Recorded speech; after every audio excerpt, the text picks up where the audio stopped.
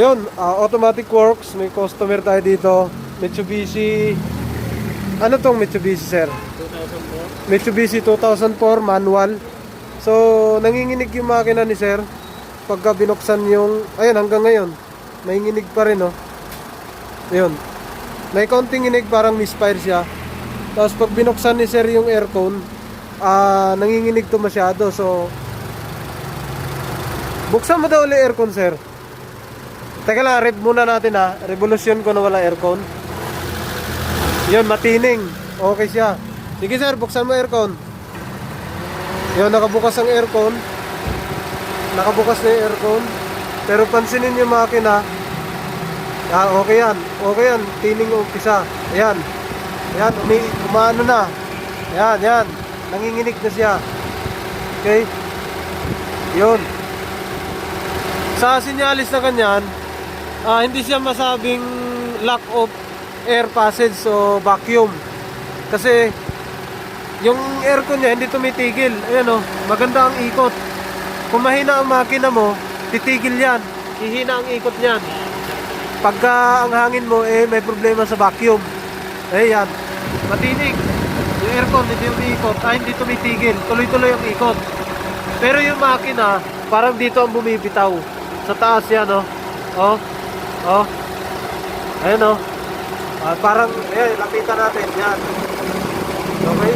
Tapos sa idle niya, yung idle niya nagbabago, no? Kailangan kasi may reference to.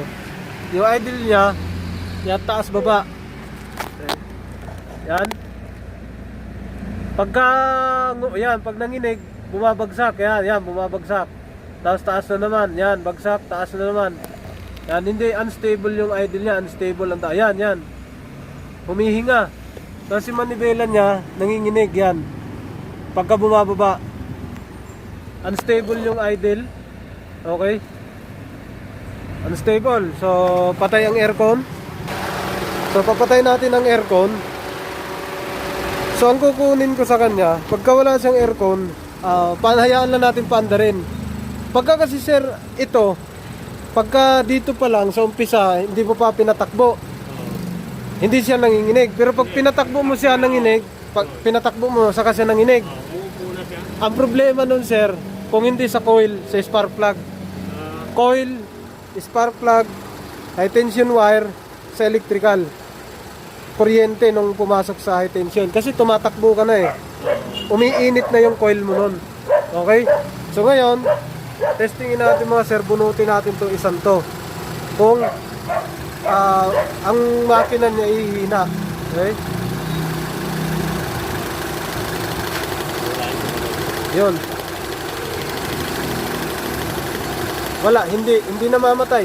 Nawala sir, nawala oh. Ayun, lumalabas yung kuryente yun. Yun oh. Tumatalon. Doon, ang kuryente tumatalon. Sa coil, oo. Mangyayari niyan, ito nawawala na supply pag binunot, dapat manginginig yung makina. So, pagka ganyan, ang gagawin, turo okay sir, palit na lang siya kasi wala naman kaming piyesa niyan. Magpalit siya ng high tension wire. Isa yun. Oo, high tension wire. Tapos, dalawang high tension wire, maiksi at saka mahaba. Tapos siguraduhin mo sir na yung ipapalit dyan is yung pasok na pasok dun sa gilid. Ha? Yun lang naman yung ano nyan. Kasi okay, idling niya okay. Pag nag-aircon ka, may idle up. Yung aircon mo, hindi siya tumitigil. Pagka sinyalis kasi, na-check na rin yung IECB. Okay naman. So dito, kung gusto mo makita kung may sinyalis na sira, dito rin, isa rin yan. Oh. So gumagana. Yan. Yung vacuum lines gumagana. Tapos dito sa gasolina, palabas, hindi na kasi may... Dito sa isa, itong breather na to. Kahit hindi na, matigas. So yan lang naman, kasi vacuum tutulong doon sa intake. So dapat pagka mag-rev ka, ito pag nag-rev to, matining to. Ayun, may sabit konti. So yung sabit na yon, iikot na kasi yung makina ng mabilis. So misfire. So nagmi-misfire siya mga sir.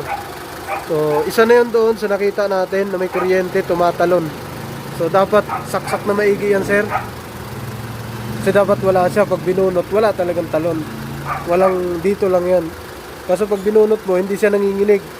Ibig sabihin, parang hindi na siya gumagana. So coil yan. Tapos ang coil, may kuryente naman, nakita natin, no? So ibig sabihin, good ang ano niyan. Ang mahirap lang yan kung yung coil is nag-leak na rin. Oo, kung sira ang coil. Pero tingin ko good yan. Ito lang yan, sir. Itong high tension.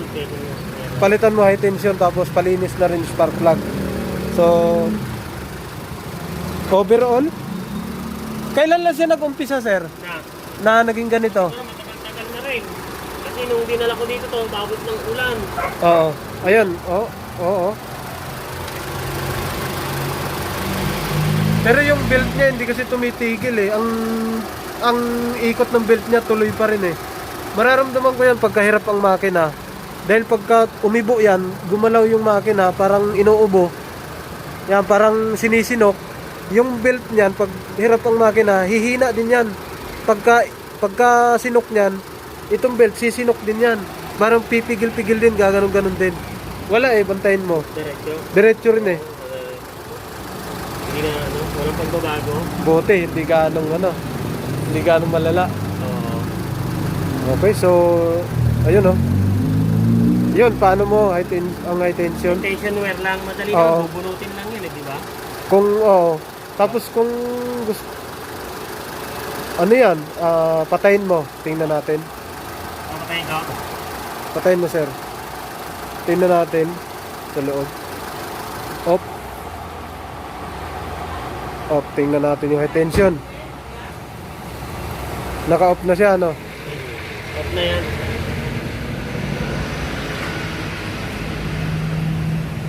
Tumalon dito. Lakas pa naman. Dapat walang talon yan eh. Oo.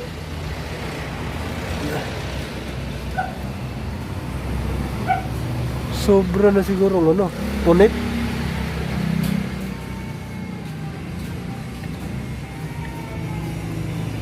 Bago lang oh.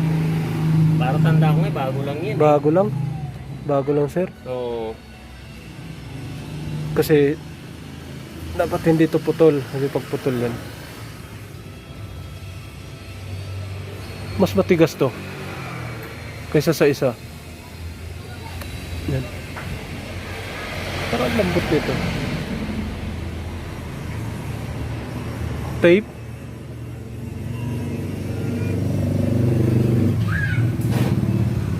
Dapat ibuka ng konti. Sagad natin. Ayun, yun. Hindi naka ano. Yun, hindi nakasagad. Hindi nakasalpak. Oo. Nakapasok lang siya pero nakasalpak. Oo. Start mo ulit, sir. Okay.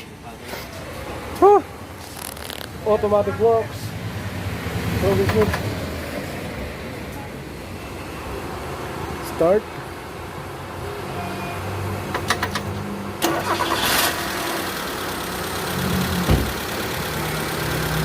Observe.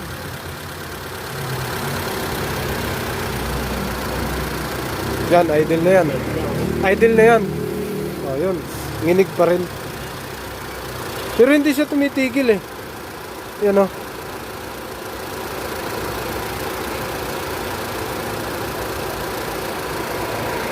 Buksan mo aircon, sir.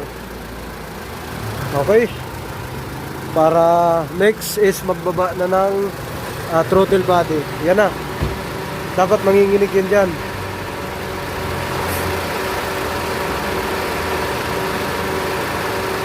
Oh, matining naman yung aircon, oh.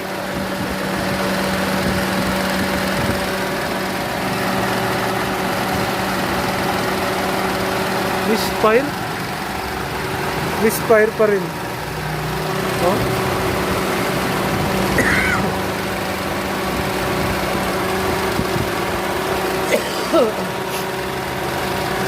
Misfire.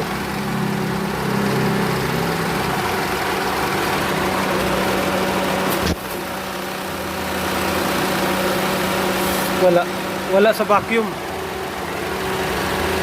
So either sa kuryente talaga. Ayun o. Yan na yun.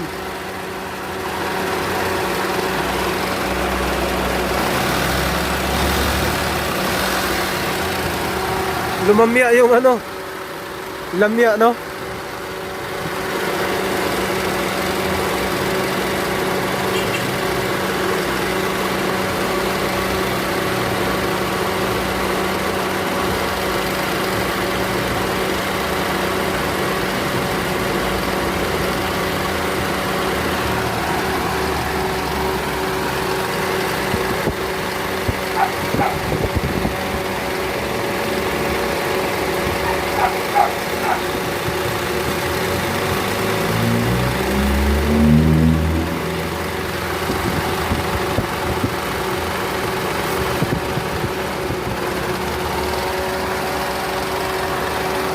Parang hirap na hirap siya pagka nakasaksak, no?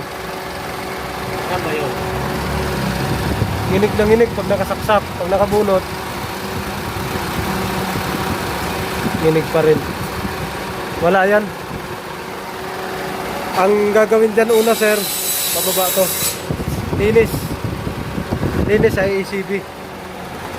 Madumi yan. Tapos, yung coil mo, yung high tension, dapat walang singaw.